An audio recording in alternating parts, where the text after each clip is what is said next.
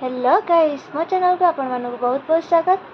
Sorry आपण मानक बहुत वेट करने पड़ा। मु 15 दिन है वीडियो बन नी कारण मो देह बहुत खराब थिला। तो आज मुझे किसी नुआ रेसिपी नहीं आसी कोबी चिली बनाया मुझे कोबी नहीं जाइए कॉर्नफ्लावर लुण हलदी जीरा गुंड लंका गुंड भल से मिक्स करके तेल रे फ्राए कर मुझे गोटे कड़े तेल पियाज कैप्सिकम को 50% फ्राए कला मुझे दे देची गोलमरीच गुंड चाट मसाला लंका गुंड ये सब को भल से मिक्स हो गला tomato sauce soya sauce chilli sauce red chilli sauce green chilli sauce vinegar ए सब को देके भल से मिक्स कर देछि। तापर हम कॉर्नफ्लावर 2 चम्मच नहीं कि ताको पानी करके देछि जार टेक्सचर पूरा कोबी चिल्ली रे भल आसी थाए।